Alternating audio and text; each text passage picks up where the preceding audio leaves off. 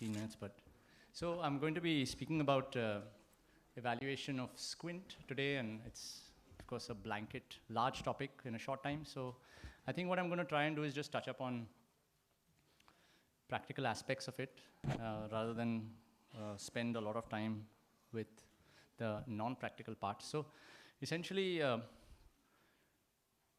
history taken in squint, I think the few important things that you have to take is onset. Once you know when the squint has started, immediately you've already got differential diagnosis in mind. So if something's there in infancy, you're looking at infantile squints. If you're looking at something that's come slightly later in life, you're looking at intermittent exotropias and accommodative esotropias slightly later in life. And of course, if it's recent origin in an adult, you're looking at cranial nerve palsy. So onset, duration, that gives you a lot. Diplopia, again, something you will always get in cranial nerve palsies mainly, or restrictive strabismus. So that's some of the things, apart from the regular history, you should pick up on this. Knowing birth history and family history, essentially preterm babies, more chance of getting squint. Family history of refractive errors in squint, again, more chance of getting squint. Children with neurological issues, delayed milestones, again, have a higher chance of just getting your infantile squints, just higher chance of getting intermittent exos. So get into that, get into the history of milestones. You should know some brief milestones so that you know that this child is delayed and that can be connected. Sometimes you have acute squints in children post a viral illness. So again, getting an acute history, especially if the squint is of recent origin. Of course, you have to go into the past ocular history, which is relevant essentially in squint is glasses, patching, as well as any form of surgery done in the past. So let's come to the main part, which is examination of a squint. So essentially the first 3 points that you see here, you should be able to judge those before the patient sits on your chair. So as they're walking in, you should be able to detect that there's some facial asymmetry, that probably this patient has walked in with a head posture, and you can see an obvious ptosis. So again, ptosis will connect with a third nerve, facial asymmetry with a fourth nerve, and abnormal head posture could be due to nystagmus or the patient trying to get into an area of binocularity. Vision checking is important. Always check uniocular, binocular, distance, near, with glasses, without glasses. So you have to have all these readings before you start evaluating the squint. That instrument there that you see, that's an orthopedic instrument. It's a very basic instrument used to measure face turn, mainly face turn. It can also be used for head tilt. It's called a goniometer. Okay, cycloplegic refraction. Whatever form of cycloplegia you want to use, either atropine or CTC protocol or HOMIDE. Essentially, you need to know the refractive status to connect it with the squint. So hyperopes are more prone to ESOs. Exos are connected with myopes. All squints will have better fusion, better control if their visual acuity is good. So giving glasses just to improve visual acuity is a form of treating squint, okay? So don't ignore refractive errors. Okay, now let's come to the actual motor evaluation of a squint. So yes, a Hirschberg test. So that's a Hirschberg test, just shining a light, looking at the corneal reflex. And in your undergrad also, you would know center of the pupil, 0 degrees. At the edge of the pupil, 15, 30, and 45, okay? So that, when do you do this actually? You do it when you have an uncooperative patient, when you have a child, when you have a patient who doesn't fixate for some reason. So one eye is low vision or blind. Your cover test requires good fixation, but Hirschberg doesn't. So it's definitely useful in these two situations. One, when you've got an uncooperative patient or a child. Two, when you've got a blind eye, okay? So it really helps you evaluate the angle. So yes, you can have an abnormal Hirschberg if you have a strabismus. So that's point number 2. You have a strabismus, you have an abnormal Hirschberg. But you may also get an abnormal Hirschberg in a case of pseudostrabismus, okay? So there are many reasons for pseudostrabismus, but the commonest one is a large angle Kappa. So I'm not going to go into the depth of telling you about abnormal retinal correspondence. This last point there is eccentric fixation, okay? So there is some confusion between eccentric fixation and abnormal retinal correspondence, okay? These both will have an abnormal Hirschberg. An eccentric fixation is because there's some problem with the macula, like a macular scar or a drag macula, something very obvious in the fundus examination. Well, an abnormal retinal correspondence is secondary to a squint where your macula will be perfect. Your retina examination will be perfect, okay?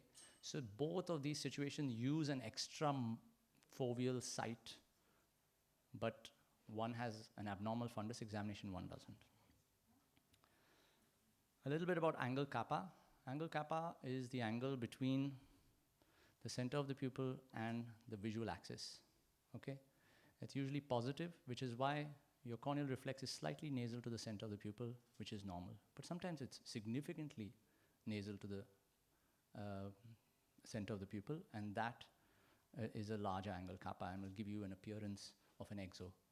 So the way to know you're dealing with a pseudostrabismus versus a strabismus is a cover test. Your cover test has no movement.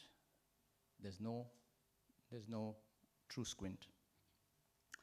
So let's come to the cover test. Actually, the name of the test is a cover test, but you have to cover and then uncover. Okay, so when you cover, you look at the eye that is visible, that is the uncovered eye. When you uncover, you look at the eye that is uncovered. You cannot look at both eyes at the same time. So make sure you know where to look when you're doing the cover test. Do cover test with glasses, without glasses, for near and distance always. So let's just see some videos on cover test. Okay, let me just tell you what you're looking for. So there's cover, there's no movement, which means there's no tropia. But when you cover and there is movement, you're dealing with a tropia. When you uncover, no movement on cover, but movement on uncover is a phoria. So this is the basic difference. I'm sure you all have read that. After doing a cover test for each eye, what is the advantage of doing an alternate cover test? As soon as you cover one eye, you're dissociating the eye, you're breaking fusion. An alternate cover test is just a stronger dissociation. It's just much stronger than just covering. So all the hidden squint, all the minor phorias come out. So the maximum squint is measured on an alternate cover test, which is why we do the Prism bar cover test with the alternate cover. So you can measure the whole squint, okay? So you alternate cover. The other thing that alternate cover helps you with is, once you've done alternate cover, then you leave and create binocularity, and then you see what happens. If the patient straightens, you're dealing with a phoria. But if the patient remains in a tropia, you see which eye is tropic, you then find which is the dominant eye. So let's see some videos of the same, okay?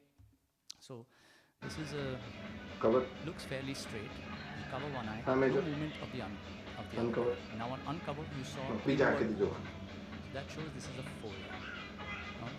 Now keep it covered for some time and then uncover. You see how that small phoria becomes such a big one.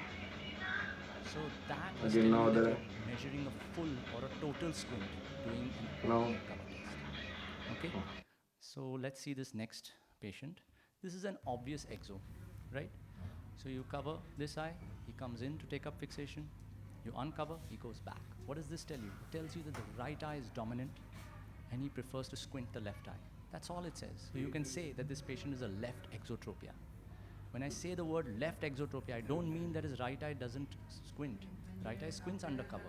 It just tells you about the dominance. It just tells you right eye is dominant.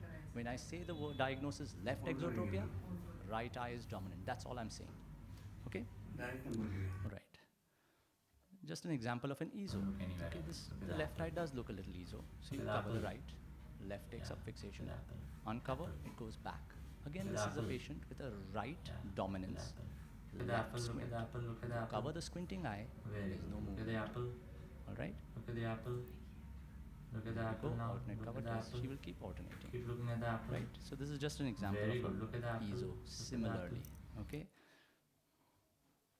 Now let's see this patient, okay? We started straight with an alternate cover test. And now I was saying, if you let go, create fusion, after a few seconds, he pulls in. This is telling you Same has sort, control, summer has fusion. This is a lens typical one. intermittent exo with a fair control. Lens. Okay? So these are some of the examples of cover test. let's measure the squint. So the test we use is a prism bar cover test. It's a bar with all right angle prisms placed on it. And you can do it for near, distance, with and without glasses. Okay? Sometimes, and the end point is no movement. Okay? So let us see how this works. Okay? So here we have this same patient that we saw before. We're placing the prism bar with the apex pointing towards the squint. And we keep increasing the prism, and we keep going, and you see there's still movement. The movement is reducing, but it's still going on. We realize I've reached the end of the bar, which is 45 in this bar. So we say, oh God, this is not enough. Let's use something else. So now I'm using a 50 loose prism, and you find that that's not enough either. And then we're going to use one prism in each eye. So I've split it, I'm holding it like this. You can have another assistant hold it, or you can ask the patient to hold it. Now in this situation, you will see the movement is almost not there, but you also see a redress movement. See, eye comes in and then goes out again. Do you see that? That's called a redress movement. I'm just going to take a second to talk to you about redress. Redress means you've got an exo, you expect the eye to come from out to in, but it not only comes to center, but it goes slightly in and comes out. That's a redress, and that usually occurs when you're very close to the neutralization point. And then you get confused, have I reached neutralization or have I overdone it? So one way to reduce redress movement is to move your cover slightly away from the face, but still blocking the object. And as soon as you do that, the redress movement goes away, because it's easier for that eye to locate the object, because it's just behind this little cover, not in a whole field. So that's a practical point to take away.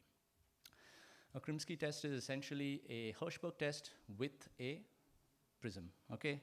So you put a prism, keep on increasing the prisms, and you see that the corneal reflex keeps coming towards the center, and as you find it approximately right at the center, that's your measurement. So it is a very objective test. You don't require the patient's cooperation. Again, the same indications as Hirschberg. Uncooperative child, uncooperative patient, or poor vision. You need cover test when you need good vision, huh? Oh, I hear some sounds. Is that for me? Is that a warning, or my time's up? 1 minute warning? Oh, good. Oh, good. So I'm going to run through this a little bit. 4 prism diopter test is used to diagnose microtropia. So you can see here, that's the movement that's going to take place. When you place a 4 diopter prism with a base out, this eye will move in. By Herring's, this eye will move in. And then this eye realizes I'm not looking at the object, and it moves back. If this happens, it's normal. But if you had a microtropia in this eye, there would be no movement at all. Okay? That's practically how you do it. I think more than doing the test, you should know when to do it. So 4 prism diopter test is done when you have slightly reduced vision in one eye and you can't explain it. So you've got macular OCT done, everything, 6/9 vision, what's happening? 4 prism diopter. Microtropia, which you're missing, that's the cause of the amblyopia. Okay, extraocular movements, all 9 gazes. Remember to do extraocular movements with a torchlight, okay, rather than with an object. You don't need to take, you need to know how far to take it so that both eyes are viewing that object. So you'll see the corneal reflex and you know how to go. Ductions and versions should be done. Ductions are more important to tell you about the actual movement of that eye, which is a uniocular movement. Convergence should be measured. This is all a part of extraocular movements. All of this is pursuit movements, extraocular movements. You're following an object, that's pursuit. Also check saccades. Pen, finger, horizontal and vertical. So let's skip this video. Let's go into some sensory tests. This is a common distance sensory test, okay? And this is normal, suppression, and diplopia. I'm going to show you the last slide. I'm being attacked from here.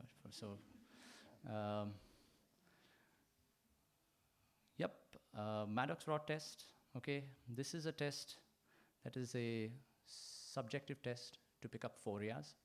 One eye has a Maddox Rod, will show a vertical line. This is a dissociation. Both eyes get dissociated. You cannot fuse these 2 images, and so a phoria is revealed, which can be measured as well. So vertical as well as horizontal. A white Maddox rod in front of the right and the red in front of the left, or whatever, the normal response is this, but if you have a torsion, this is it. Ashwin, I think. Yeah, I think. So these are the sensory tests, and I'm just going to say one thing. If you have to get one, get this one in the top left corner. It has no monocular clues, and that's why.